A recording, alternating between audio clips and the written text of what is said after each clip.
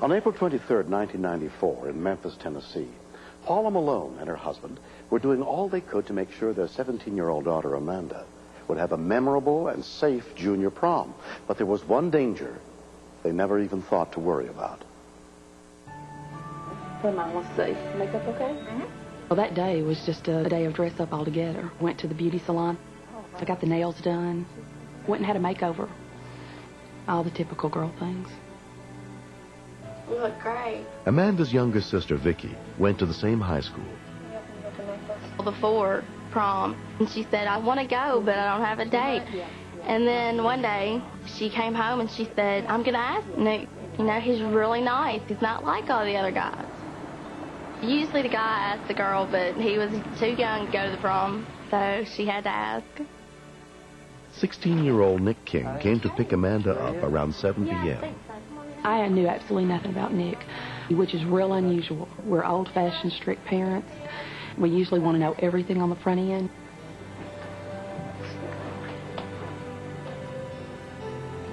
Hey. Hey. She looked good that night. She had her dress on, and she was ready to go. You know how it is. Anytime that Amanda goes out on a date, Kenny always talks to the date first. He tells them there'll be no drinking, no drugs, watch how you drive, treat her like a lady, and if you touch her, I'll kill you. Love you too. Love y'all too. Bye. She was not my daughter at that moment. She was a young lady that I hadn't seen before. She looked grown up. At the prom, Amanda met up with her best friend, Crystal Burrows. We decided to get our pictures taken first. It was our first prom. The theme was anything for love. We all went out on the dance floor and started dancing. And it was just the girls. Because our boyfriends don't like to dance. I'm not a good dancer, but we got a couple slow dances in. And we were waiting all afternoon to hear the song by Tim McGraw, Don't Take the Girl.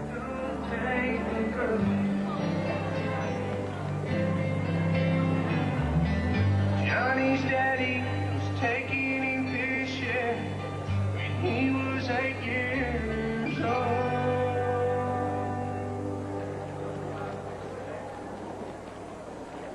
All right, Bolton High School, show me what you got one time on your 1994 prom. Get up and dance. Erin Umbras was also dancing with Amanda and Crystal. Amanda turned to me and she was like, yo, I'm thirsty.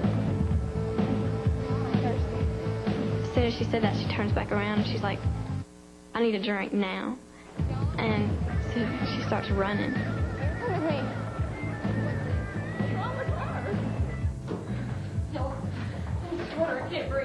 We didn't think anything of it. Amanda's always thirsty. But she was trying to drink it out of her hands, and she couldn't swallow it. She kept telling me she couldn't breathe. I was just confused. I could tell something was wrong with her, but I didn't know what.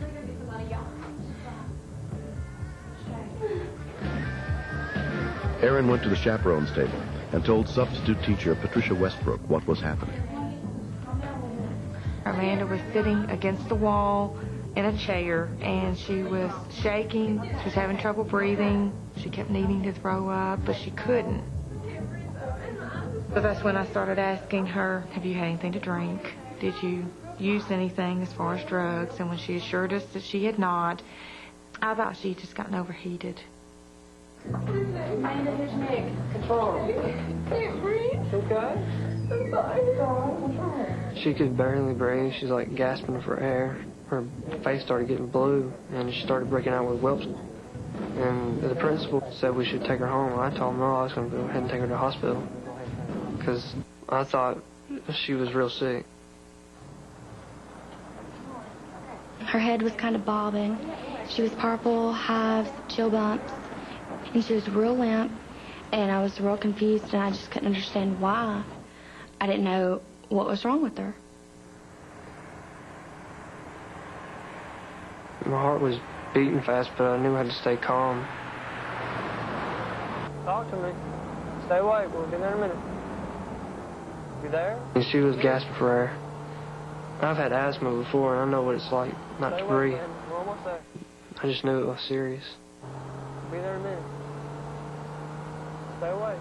it was chilly outside, and so I had the windows down, trying to keep her awake because she wanted to go to sleep. And I wouldn't let her all the way there. I was afraid if she went to sleep, she wouldn't wake up. Nick called Amanda's parents on the car phone and told them to come to the hospital. I was petrified. I didn't know what I'd find when I got there. I was afraid of what I would find when I got there. I didn't know if she was still alive. Oh, God. They opened her car door and she fell out. She was just lifeless at that point. She could not hold her head up. And her hands. She was so cold. Okay, come on, honey. Amanda, you okay, darling? What's going on? Andy. Come on, get back. I was hoping she'd be all right. Just like saying, don't take the girl, because I didn't know what was going to happen to her. Can you hear me? At Baptist Memorial Hospital East, Amanda was put under the care of emergency physician Thomas Farah. Amanda was exhibiting all the signs and symptoms of a severe allergic reaction. Let's give her 0.3 of epi sub-Q. Are you mom and dad? Yes. And they immediately gave her a shot, and then they asked us to leave the room, which was probably the most disturbing thing to us that night. I understand the reason for that, but I didn't want to leave her. She still wasn't out of danger, and I knew she was still having some difficulty, and I did not want to leave her. Oh, this kid. Hi, girl. The first thing that was running through all our minds was, is she going to die? I was going out of my mind, and we just were scared. And we talked about how happy Amanda had been and how Amanda just had to be okay. Go ahead. Keep breathing, Amanda. How are you doing, hon? It was very fortunate that her boyfriend brought her to the emergency department when he did. Without medical treatment, a severe allergic reaction can be fatal. Amanda, here's your parents. Hey, darling. You okay? They told us we could come back see her, and she talked very little. She was just like she was just worn out. Have you scared, dear? You okay? Look here, my mama's Is there anything you need, dear? When she told me that she was able to breathe, and I could see that she was doing better, it felt like someone took 10 tons of brick off of me. It scares me to think of what would happen to me. It scares me real bad. Thank God that Nick knew what to do.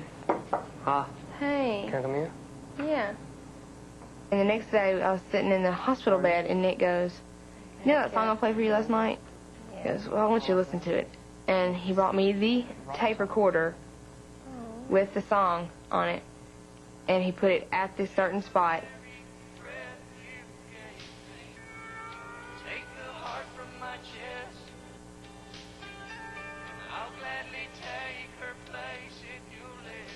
It was about a little girl and a little boy, and they grew up together. Then later on down the road, she gets real sick, and he got down on his knees and he prayed to God, just don't let her die.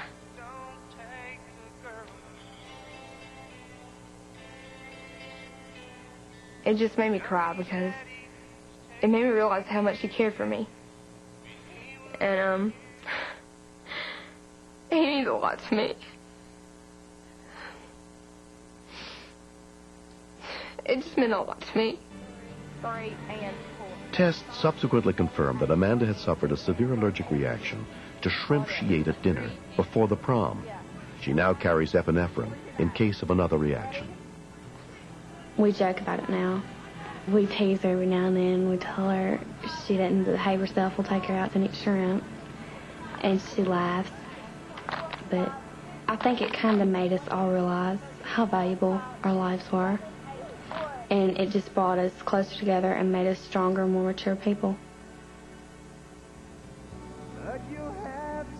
Our relationship in the future could depend on a lot of things. College, maybe marriage, who knows? Instead of just being boyfriend and girlfriend. Amanda and I are now best friends, which is better. I mean, we both like it better that way.